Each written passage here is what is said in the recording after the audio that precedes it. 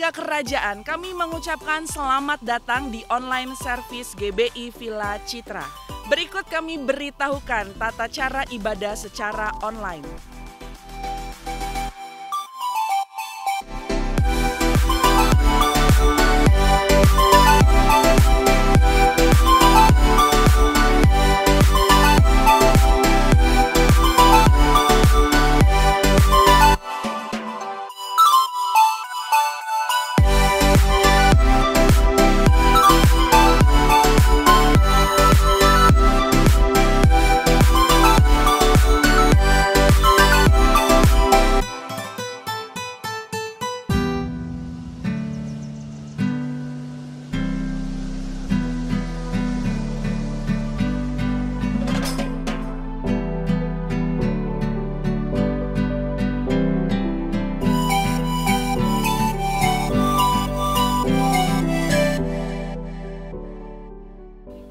Kami menghimbau kepada seluruh jemaat GBI Villa Citra untuk tetap mengikuti protokol kesehatan 5M.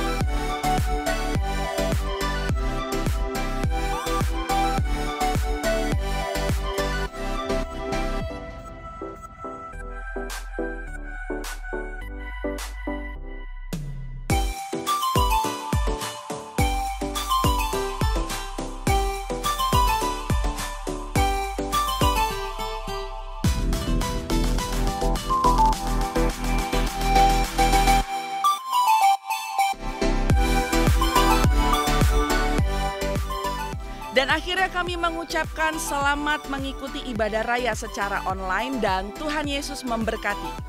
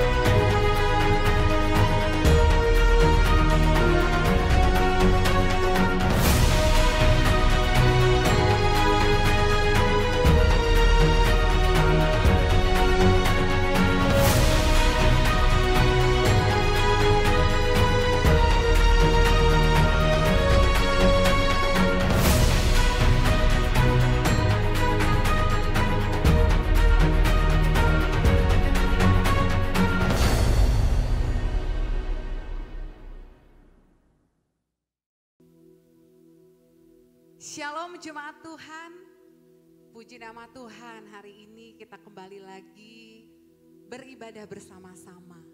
Walaupun kita ada di rumah masing-masing, tapi kita percaya kuasa Tuhan tetap ada di setiap kita. Penyertaan Tuhan sungguh sempurna untuk setiap kita. Patut kita bersyukur kepada Tuhan kalau hari yang baru, minggu yang baru Tuhan sediakan untuk setiap kita. Mungkin kita banyak mendengar kabar yang tidak menyenangkan akhir-akhir ini. Tapi satu hal yang kita percaya, kalau Tuhan yang kita sembah, Tuhan yang kita percaya, Tuhan yang menyertai setiap hidup kita. Apapun masalahmu, apapun pergumulanmu, datang kepada Tuhan. Bawa hatimu kepada Tuhan. Nyatakan semuanya dalam doa dan ucapan syukur. Mari bersama-sama di hari ini kita menikmati kebaikan Tuhan. Tidak ada tempat yang paling indah Tuhan, selain kami duduk diam di kaki-Mu Tuhan. Selain kami ada di hadirat-Mu Tuhan. Sungguh kami bersyukur Tuhan, buat hari ini, hari yang baru, minggu yang baru Kau berikan setiap kami Tuhan. Kami sadar Tuhan, kalau kami bangun pagi-pagi Tuhan, kami boleh menarik nafas kami, tanpa bantuan oksigen. Itu satu anugerah yang besar untuk setiap kami. Itu ucapan syukur yang besar untuk setiap kami Tuhan. Kami boleh bernafas sampai hari ini. Kami boleh melihat suami kami, istri kami Tuhan. Bahkan anak-anak, bahkan orang tua kami dalam keadaan sehat Tuhan. Kami bawa ucapan syukur kami Tuhan. Hari ini yang terbaik buat Engkau Tuhan. Kami duduk Tuhan, duduk diam. Mari Tuhan Kau jamah setiap kami. Engkau berkati kami Tuhan. Curahkan urapan-Mu Tuhan. Hampiri setiap kami satu persatu Tuhan. Jangan lewatkan setiap kami Tuhan. Mari Kau lawat setiap kami Bapa. Kami naikkan ucapan syukur kami Tuhan. Sembah Dia, sembah Raja di atas segala raja. Terima kasih Tuhan. Terima kasih Tuhan.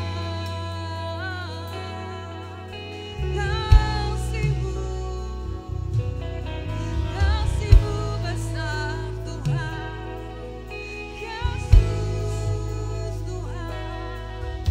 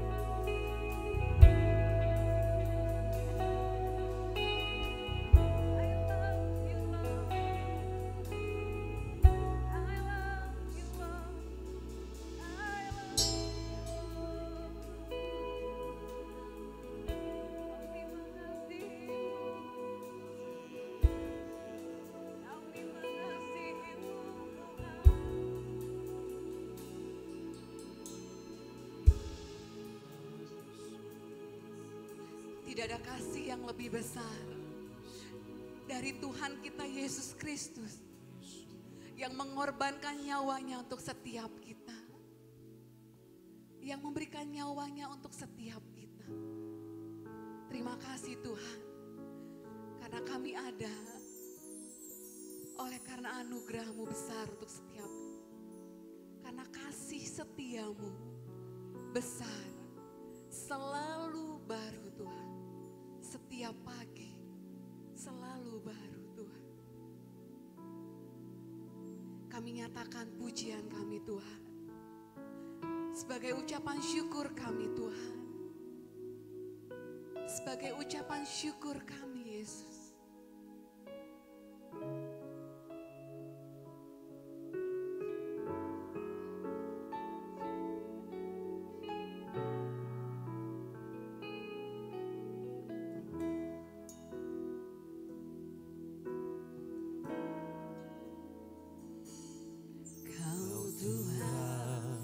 Yang selamatkanku, terima kasih Yesus. Kau Tuhan yang pulihkanku, terima kasih.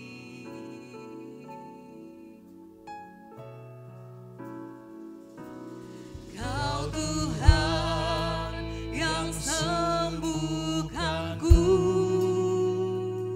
terima kasih Yesus. Kau Tuhan memberkatiku, terima kasih.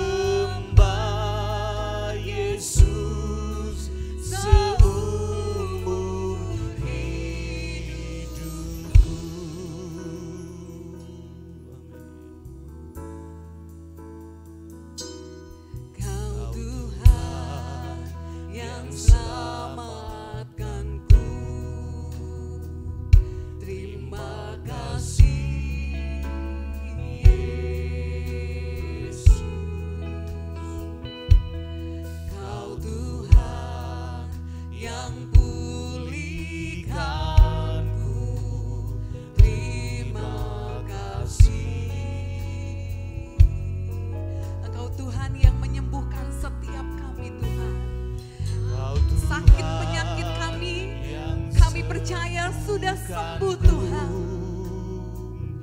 Terima kasih Yesus. Kau Tuhan memberkatiku. Terima kasih.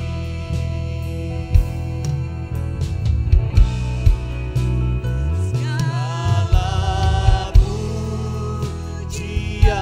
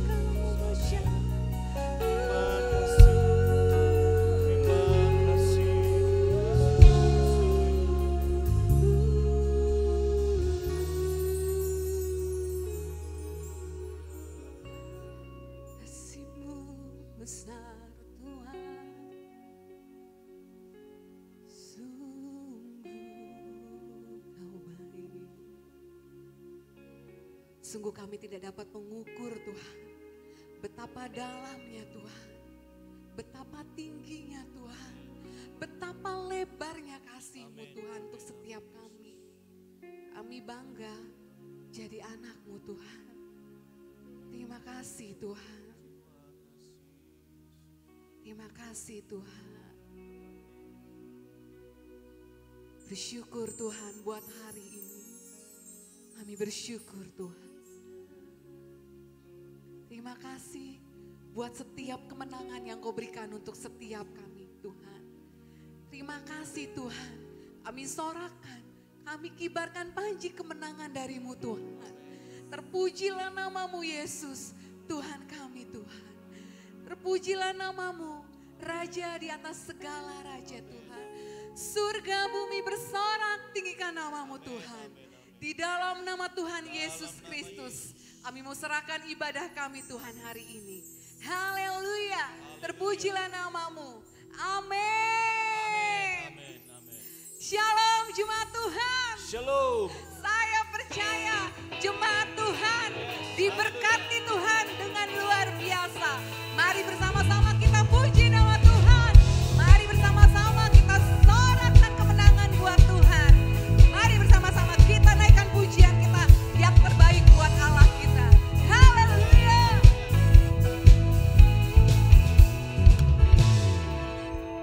Segala puji syukur hanya bagi-Mu Tuhan. Sebab Kau yang layak Tuhan. Sebab Kau yang layak dipuja. Dengan antusias Kami mau bersorak, tinggikan nama-Mu. Haleluya.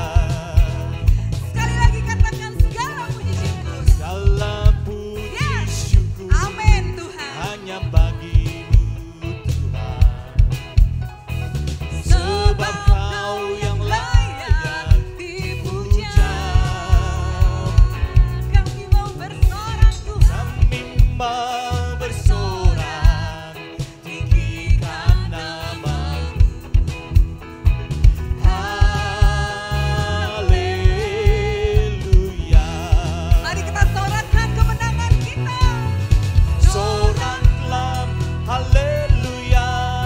Soraklah, haleluya. Haleluya. Soraklah, haleluya. Soraklah, haleluya. Haleluya. Kami bersyukur Tuhan. Segala puji syukur Segala puji syukur hanya bagi-Mu Tuhan. Sebab Kau yang layak dipuja. Ya benar Tuhan. Kami mau bersorak, tinggikan nama-Mu. Haleluya. Soraklah, haleluya. Soraklah, haleluya. Haleluya.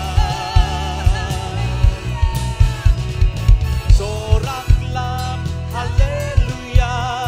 Soraklah, haleluya. Haleluya. Mari bersama-sama katakan.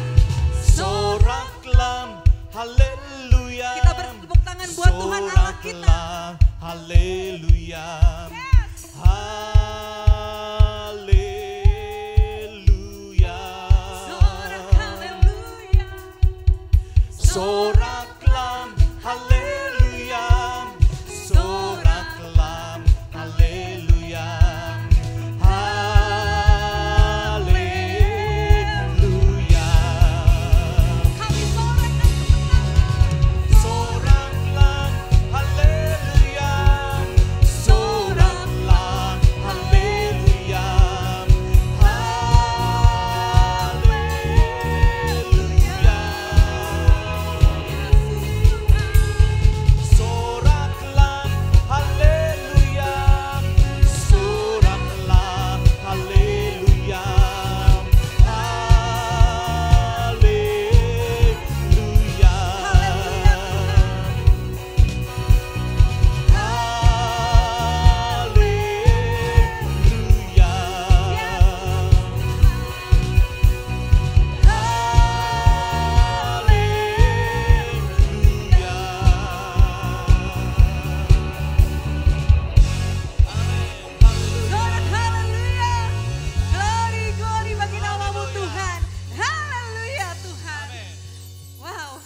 Kami bersyukur Tuhan.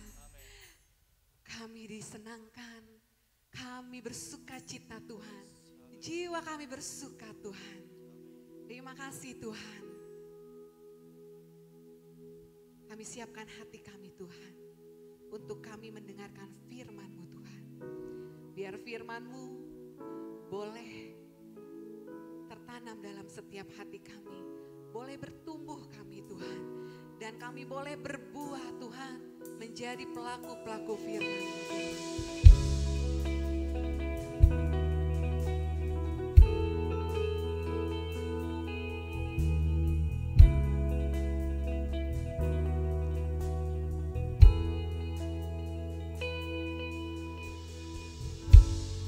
Kau Bapa yang setia, tak pernah sedetik Kau tinggalkan diriku.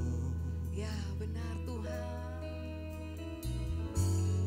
Hatiku teguh di dalam janji-Mu, sampai ku melihat kuasa-Mu.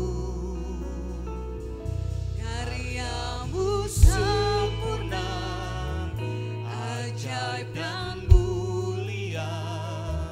Penyertaan-Mu buktikan kasih-Mu kepadaku. Ku agungkan Engkau, Yesus termulia. Kasih-Mu terindah selamanya.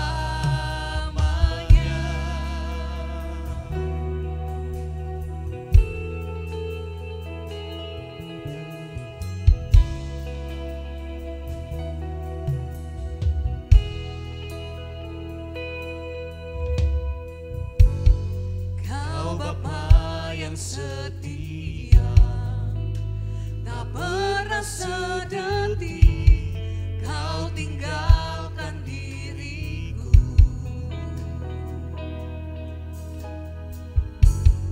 Hatiku teguh di dalam janji-Mu, sampai ku melihat kuasa-Mu. Karya-Mu sempurna, ajaib dan mulia.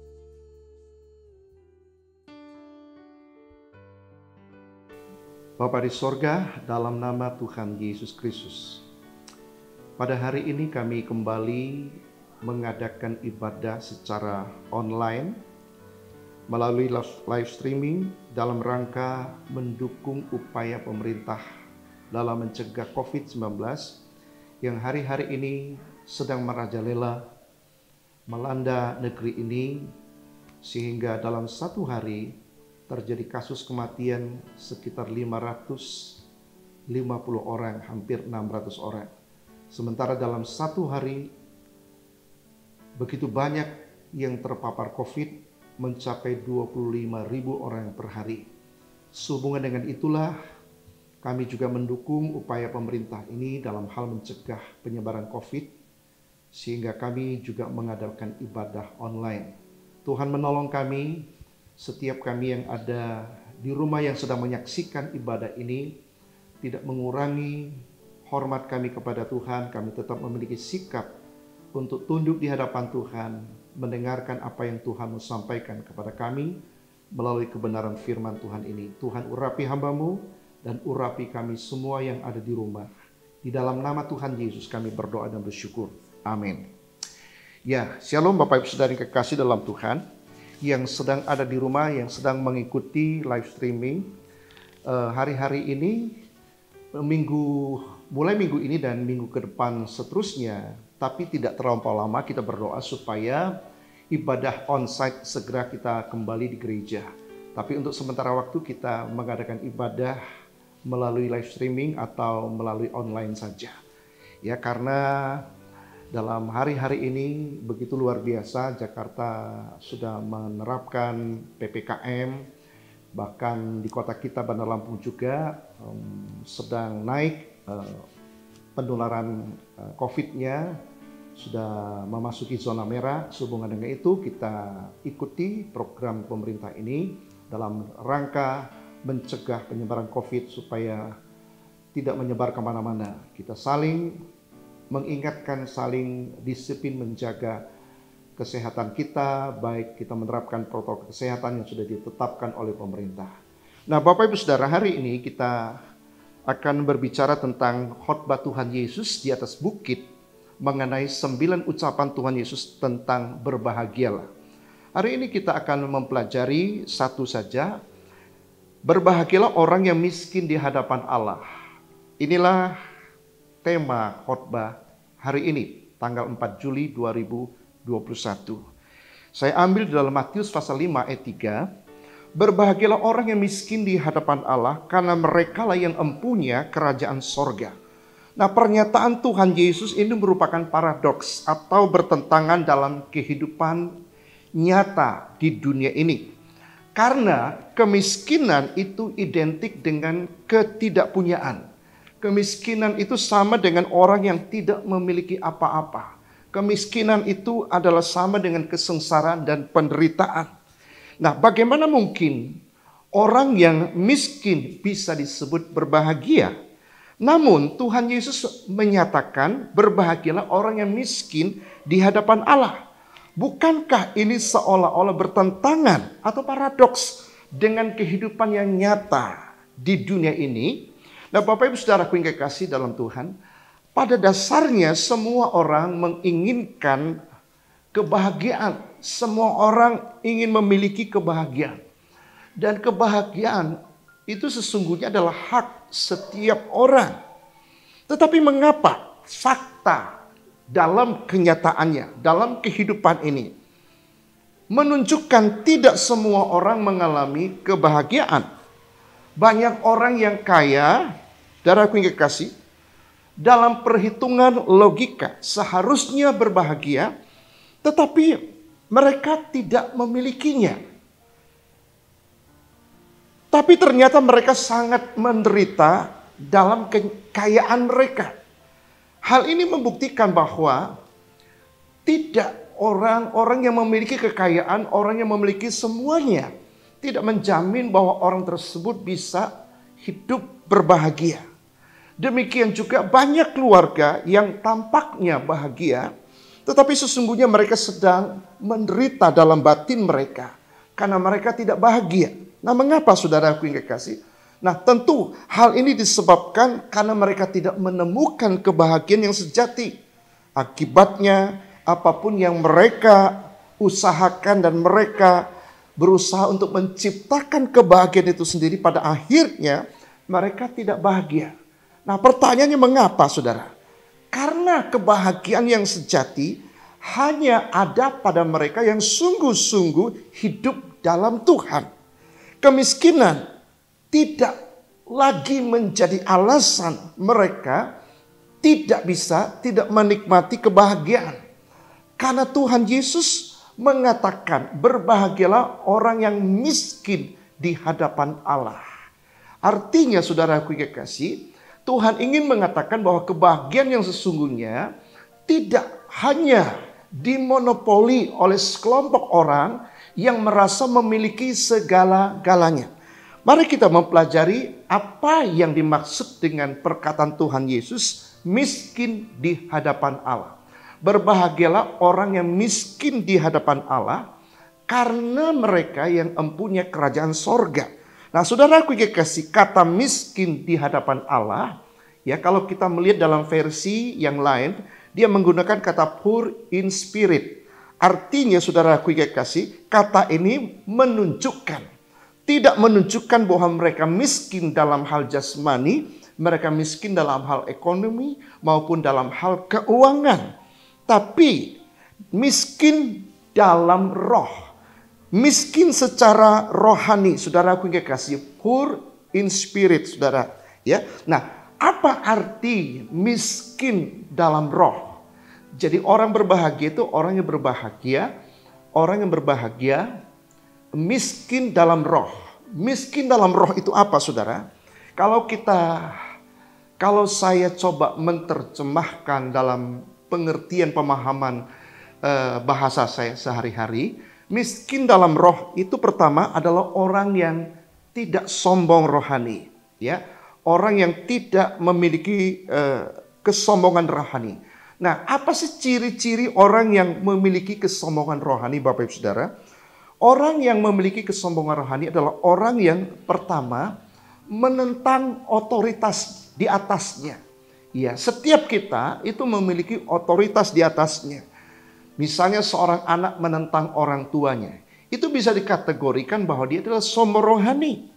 Seorang murid menentang gurunya, ya, dia menentang otoritas yang ada di atasnya.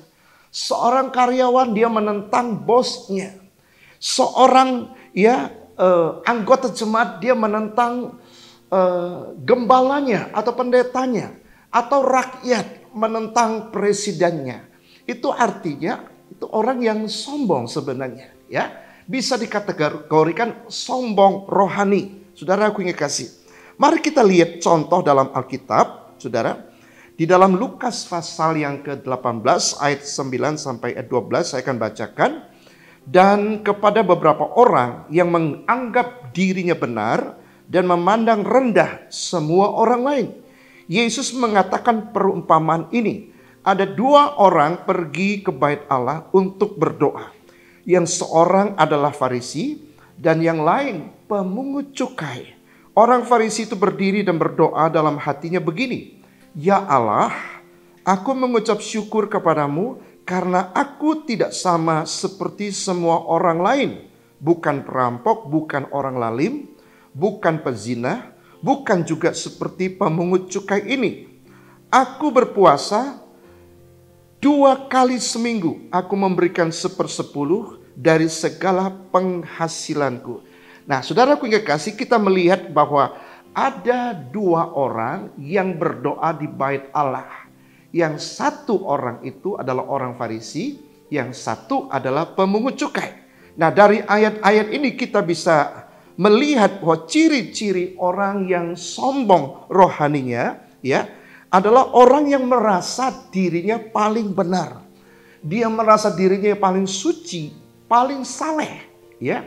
Tidak ada orang seperti dia. Itu orang yang memiliki ciri-ciri kesombongan rohani. Yang kedua, orang tersebut suka pamer prestasinya. Dia suka pamer pencapaian yang sudah dicapainya. Ya, yang ketiga, dia suka mempromosi dirinya.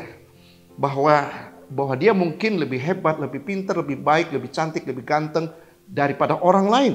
Itu ciri-ciri orang yang meninggikan dirinya, orang yang sombong rohaninya. Ya, yang keempat, dia hanya mau didengar, tapi dia tidak mau mendengarkan orang lain.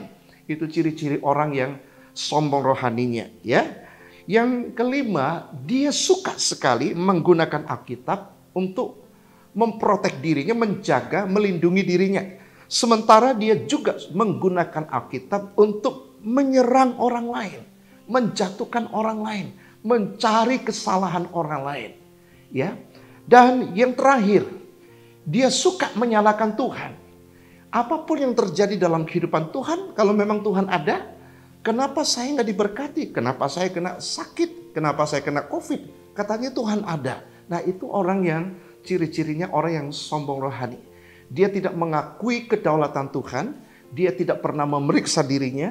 Dia tidak pernah melihat bahwa di dalam dirinya penuh kelemahan dan kekurangan. Yang dia salahkan itu orang lain. Yang dia bandingkan itu orang lain dengan dirinya, bahwa dirinya lebih baik, lebih suci, lebih saleh. Dan yang dia salahkan ujung-ujungnya adalah Tuhan. Itu ciri-ciri orang yang sombong rohaninya, saudara.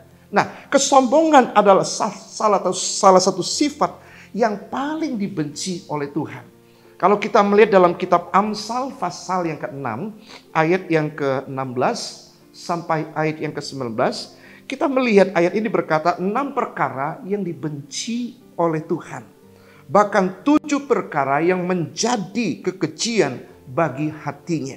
Yang pertama itu mata sombong. Nah, kita melihat jadi kesombongan itu merupakan urutan yang pertama, dosa yang paling dibenci oleh Tuhan. Dan seterusnya dikatakan lidah dusta, lalu tangan yang menumpahkan darah, yang tidak bersalah, yang keempat hati yang membuat rencana-rencana yang jahat. Ya, dosa kelima itu kaki yang segera lari menuju kejahatan, dan yang keenam itu saksi dusta, yang ketujuh pertengkaran saudara. Nah, urutan yang pertama yang dibenci oleh Tuhan adalah dosa kesombongan. Nah, itulah sebabnya, saudara aku yang kasih, kita sudah belajar kenapa Tuhan katakan berbahagialah orang yang miskin di hadapan Allah. Artinya berbahagialah orang yang tidak sombong rohaninya. Karena orang seperti itulah yang empunya kerajaan sorga. Nah, saudara aku yang kasih dalam Tuhan, yang kedua yang kita mau belajar daripada kebenaran firman Tuhan ini, ya, orang yang miskin di hadapan Allah artinya adalah orang yang rendah hati. Ya. Nah, orang yang rendah hati, Alkitab katakan dalam Yakobus pasal 4 ayat 10, rendahkanlah dirimu di hadapan Tuhan dan Ia akan meninggikan kamu. Jadi Tuhan berjanji, rendahkanlah dirimu di hadapan Tuhan dan Ia akan meninggikan kamu. Jadi kalau kita datang kepada Tuhan, biar kita datang dengan segala kerendahan hati. Kita tidak datang dengan keangkuhan dan kesombongan. Lalu kita menganggap bahwa kita lebih baik dari orang lain. Seolah-olah di hadapan Tuhan kita selalu mau dibenarkan. Nah, orang yang demikian justru akan direndahkan. Sebab di dalam Matius pasal yang ke-23 ayat 12 dikatakan, barang siapa meninggikan diri, ia akan direndahkan. Dan barang siapa merendahkan diri, ia akan ditinggikan. Jadi orang yang merendahkan diri di hadapan Tuhan akan ditinggikan. Sebaliknya orang yang meninggikan diri di hadapan Tuhan akan direndahkan. Jadi Tuhan paling menentang adalah dosa tinggi hati, dosa kesombongan, dosa keangkuhan, dosa kecongkakan. Saudara aku yang kasih dalam Tuhan. Bahkan di dalam kitab Yesaya pasal yang ke-57 ayat 15 dikatakan, sebab beginilah firman Tuhan yang maha tinggi dan yang maha mulia, yang bersemayam untuk selamanya dan yang maha kudus namanya. Aku bersemayam di tempat tinggi dan di tempat kudus, tetapi juga bersama-sama orang yang remuk dan rendah hati, untuk menghidupkan semangat orang-orang yang rendah hati dan untuk menghidupkan hati orang-orang yang remuk. Perhatikan ayat ini katakan, Tuhan itu bersemayam. Tempat tinggalnya itu di tempat yang maha tinggi, maha mulia, maha kudus. Sekalipun dia tinggal di tempat yang maha mulia, maha tinggi, maha kudus, tetapi dia berjanji, dia bersedia bersemayam. Dia bersedia tinggal bersama-sama dengan orang yang rendah hati. Jadi Tuhan sudah memperingatkan kepada kita, jikalau kita datang kepada Tuhan dengan kerendahan hati, dengan tidak menyombongkan diri, Tuhan akan menyatakan berkat-Nya. Tuhan akan bersemayam dan tinggal bersama dengan kita. Saudaraku kekasih, saudara bisa membayangkan apa yang terjadi kalau hidup saudara dan saya, di mana Tuhan selalu hadir dalam hidupmu, dalam karirmu, dalam bisnis, usaha, pekerjaan, dan pelayanan kita. Kalau Tuhan hadir bersama dengan kita, saudara, kita pasti dibuat berhasil. Kita pasti dibuat sukses dalam hidup ini. Oleh sebab itu, saudaraku yang kekasih dalam Tuhan, jadi Tuhan Yesus ketika berkata, berbahagialah orang yang miskin di hadapan Allah. Itu artinya berbahagialah orang yang rendah hatinya di hadapan Tuhan. Berbahagialah orang yang tidak tinggi hati, karena mereka seperti mereka itulah yang empunya kerajaan sorga. Nah, Bapak Ibu Saudara yang kekasih dalam Tuhan, ada satu ayat sebagai penutup, saudara. Saya akan bacakan dalam 2 Tawarikh pasal yang ke-7 ayat 14. Ini janji Tuhan kepada pemulihan Indonesia. Ayat ini berkata, dan umatku yang atasnya namaku disebut merendahkan diri, berdoa dan mencari wajahku, lalu berbalik dari jalan-jalan yang jahat, maka aku akan mendengar dari sorga dan mengampuni dosa mereka, serta memulihkan negeri mereka. Saudaraku kekasih dalam Tuhan, kita tahu bahwa hari-hari ini pandemi global melanda dunia, bahkan terdampak ke dalam Indonesia. Kita mengalami krisis ekonomi, saudara, krisis pendidikan, krisis berbagai bidang kehidupan, hanya gara-gara corona, COVID-19 ini. Nah, bagaimana caranya supaya COVID-19 ini segera berlalu? Bagaimana supaya kehidupan kita, kehidupan bangsa kita cepat dipulihkan? Ayat ini menjanjikan bahwa Tuhan akan mendengar dari sorga dan mengampuni dosa mereka, serta memulihkan negeri mereka. Bagaimana caranya? Syarat untuk mendapatkan pemulihan daripada krisis yang berkepanjangan ini. Saudaraku yang kekasih, ayat ini berkata, ya, jikalau mereka merendahkan diri. Jadi jalan satu-satunya kita bisa melihat pemulihan cepat terjadi atas negeri kita, atas kehidupan kita, adalah yang pertama-tama langkah kita adalah merendahkan diri. Saudaraku yang kekasih dalam Tuhan, di dalam kita merendahkan diri, lalu kita berdoa dan mencari wajah Tuhan, serta kita berbalik dari jalan-jalan yang jahat, artinya kita bertobat dari kehidupan kita yang tidak berkenan kepada Allah. Maka janji Tuhan, aku mendengar dari sorga, dan Tuhan bersedia mengampuni dosa mereka, serta memulihkan mereka. Nah, saudaraku yang kekasih, kalau kita ingin melihat bahwa negeri ini cepat selesai dari COVID ini, saudara, tidak ada cara lain, saudara. Ya, satu-satunya cara adalah merendahkan diri. Dan kita melihat salah satu penyebab kenapa hari-hari belakangan ini COVID-19 dengan varian yang baru ini begitu cepat menjangkiti kemana-mana. Salah satunya adalah ya, masyarakat kita kurang rendah hati, saudara.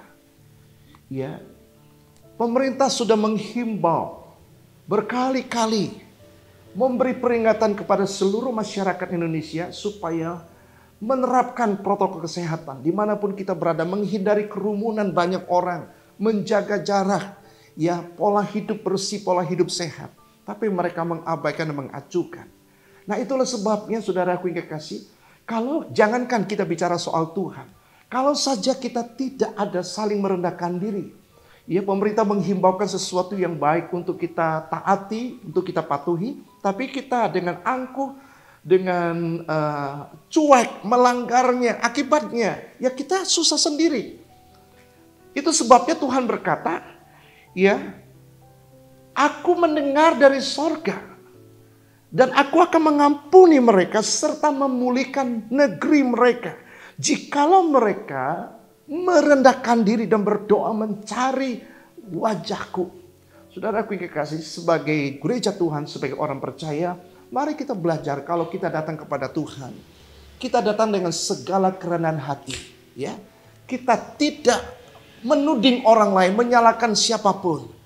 Setiap pribadi kita ketika kita menghadap Tuhan, kita akan melihat bahwa Tuhan yang kita datangi adalah Tuhan yang maha suci, maha kudus, dan maha mulia.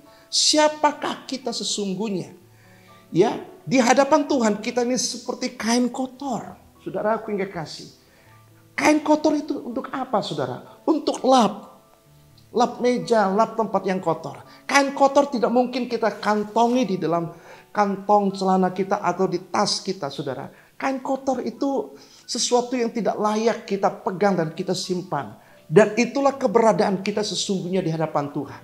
Itulah sebabnya Tuhan Yesus menentang orang Farisi yang merasa dirinya lebih baik dari orang lain, ya, yang merasa mengukur diri mereka lebih saleh, lebih suci dari orang lain, saudaraku yang kekasih, dengan berkata, berbahagialah orang yang miskin di hadapan Allah. Jadi Tuhan tahu orang Farisi tidak mudah untuk merendahkan diri di hadapan Allah karena mereka sudah anggap mereka adalah orang yang benar. Nah, saudara, apa yang bisa kita ambil makna dari pelajaran khotbah Tuhan Yesus di atas bukit ini? Mari kita belajar dua hal. Saudaraku yang kekasih, kalau kita ingin datang kepada Tuhan, di hadapan Tuhan, kita menaruh kebergantungan kita kepada Tuhan semata-mata. Seperti orang yang miskin. Orang yang miskin itu orang yang tidak memiliki apapun, saudaraku yang kekasih. Nah, di hadapan Tuhan harusnya kita merasa bahwa kita ini miskin, kita ini papa, kita ini merana. Kita nggak bisa apa-apa, kita nggak bisa berbuat apa-apa tanpa Tuhan. Jadi kebergantungan kita kepada Tuhan itu sungguh-sungguh amat besar. Saudaraku yang kekasih, sehingga tidak ada sedikit pun, saudara, ada kesombongan rohani yang muncul dalam pikiran dan dalam hati kita. Biarlah kita semua sadar bahwa kita membutuhkan Tuhan, memerlukan Tuhan lebih dari siapapun dan apapun dalam hidup ini. Saudara, di hari-hari seperti ini, kepada siapa lagi kita menaruh harapan kita? Kepada siapa lagi kita mengandalkan hidup kita? Kalau bukan kepada Tuhan semata-mata. Saudaraku yang kekasih, ya saya kaget ada seorang hamba Tuhan yang sangat energik dan masih sangat muda, saudara. Beberapa kali pernah khotbah di tempat kita. Kemarin saya mendapatkan WA dari grup, tiba-tiba sudah dipanggil oleh Tuhan kena COVID, saudara. Ya, nah biarlah kita semuanya menyadari bahwa kita butuh perlindungan Tuhan. Kita butuh merendahkan hati di hadapan Tuhan. Supaya Tuhan betul-betul menolong negeri ini, menolong keluarga kita, menolong diri kita masing-masing. Supaya kita luput daripada wabah ini dan negeri ini cepat selesai daripada corona dan kita dipulihkan. Tuhan kiranya menolong kita semua. Mari kita persiapkan hati kita untuk menerima perjamuan kudusnya, saudara. Ya, Bapak Ibu, silakan ambil roti.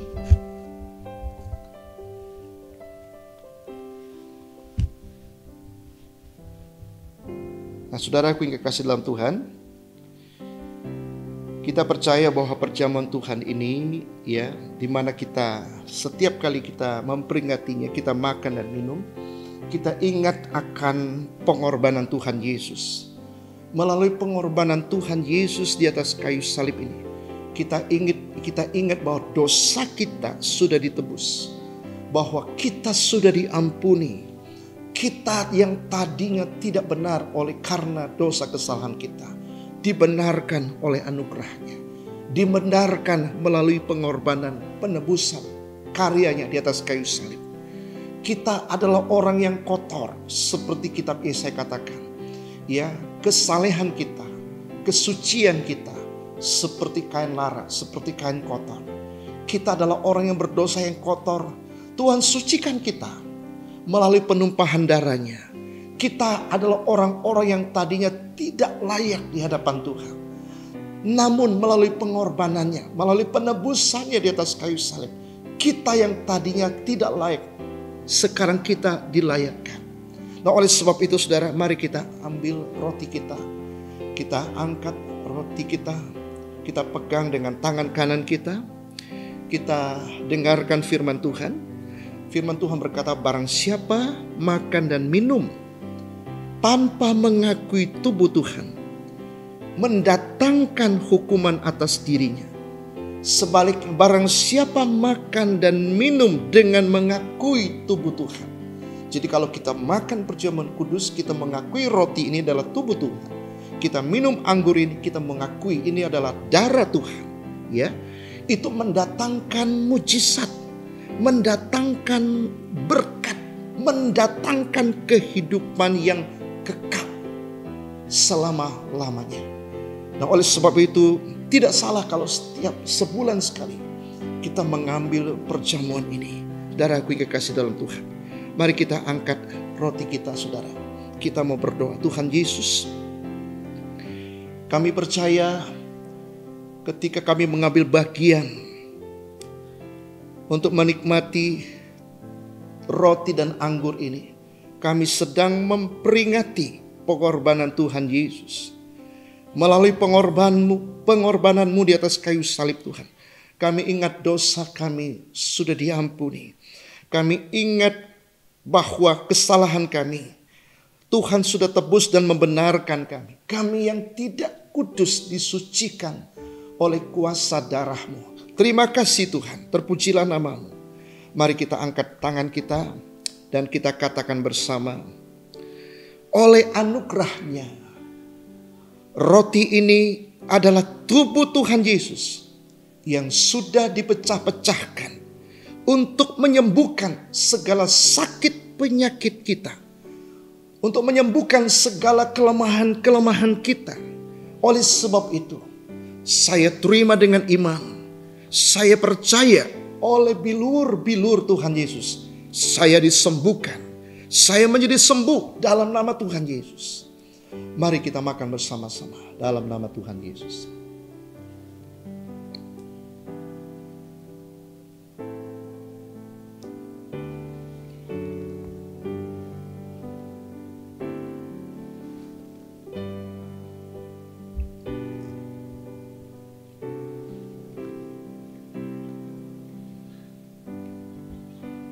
Mari kita angkat cawan kita, Bapak Ibu Saudara.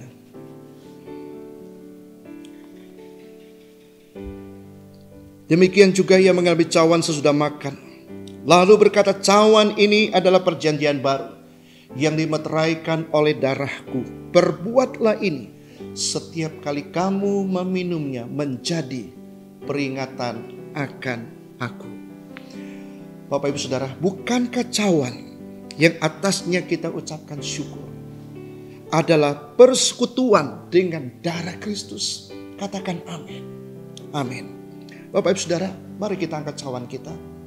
Katakan bersama dengan saya, oleh anugerahnya, anggur ini adalah darah Yesus yang sudah dicurahkan untuk menghapus semua dosa dan pelanggaran saya. Oleh sebab itu saya terima dengan iman. Saya percaya bahwa dosa saya sudah diampuni hari ini, esok dan seterusnya, bahkan sampai selama-lamanya. Mari katakan bersama dengan saya, Tuhan Yesus, terima kasih untuk darah-Mu. Kami akan meminum di dalam nama Tuhan Yesus. Terima kasih Tuhan. Terima kasih Tuhan, hari ini kami merayakan kemenangan yang Tuhan lakukan atas setiap kehidupan kami. Tuhan sudah memberikan kami pengampunan penebusan. Tuhan memberikan kami kesembuhan. Tuhan memberikan kami kemenangan atas dosa, atas kelemahan, atas kekecewaan, atas kepahitan, atas sakit hati. Kami menang bersama dengan Tuhan. Dan kami akan hidup dengan Tuhan, berjalan bersama dengan Tuhan hari ini dan seterusnya. Terima kasih Tuhan, terpujilah nama-Mu kekal selama-lamanya. Bapa di sorga, berkati seluruh jemaat-Mu yang ada di rumah yang sedang menyaksikan live streaming. Turunkan berkat-Mu, turunkan anugerah-Mu dalam setiap usaha, pekerjaan, mata pencarian seluruh anak-anak-Mu. Tidak ada satupun yang Tuhan lewatkan. Tangan Tuhan yang penuh dengan kuasa, penuh dengan mujizat, penuh dengan kedaulatan, penuh dengan berkat, penuh dengan kemurahan, penuh dengan kasih karunia, akan memberkati setiap umat-Mu dalam menjalankan tugas kehidupan mereka sehari-hari. Pekerjaan mereka sehari-hari tidak akan pernah ditinggalkan dan dibiarkan oleh Tuhan. Terima kasih Tuhan, terpujilah nama-Mu. Kami juga berdoa Tuhan Yesus buat semua saudara-saudara kami yang terkena COVID-19 ini, biar Tuhan menjamah mereka, menyembuhkan mereka di dalam nama Tuhan Yesus. Kami berdoa juga buat upaya pemerintah dalam mengendalikan COVID-19. Tuhan, kami berdoa juga Engkau memberi kesadaran kepada seluruh masyarakat Indonesia untuk bisa mematuhi protokol kesehatan. Kami tidak mau ada korban yang terus berjatuhan hanya gara-gara kami tidak disiplin mentaati protokol kesehatan. Anugerah Tuhan turun dalam kehidupan seluruh umat Tuhan, bahkan seluruh bangsa masyarakat Indonesia. Terpujilah nama-Mu. Dan akhirnya saudaraku yang kekasih, pulanglah dan terimalah berkat. Tuhan memberkati engkau, Tuhan melindungi engkau, Tuhan menyinari engkau dengan wajah-Nya dan memberikan engkau kasih karunia. Tuhan menghadapkan wajah-Nya kepadamu dan memberikan engkau damai sejahtera. Karena kasih dari Allah Bapa, cinta kasih sayang Tuhan kita Yesus Kristus, dan di dalam persekutuan Roh Kudus menyertai kita semua. Pagi hari ini, esok dan seterusnya, bahkan sampai selama-lamanya. Di dalam nama Tuhan Yesus kami berdoa dan kami bersyukur. Semua kita yang percaya dan diberkati Tuhan, sama-sama katakan amin. Amin.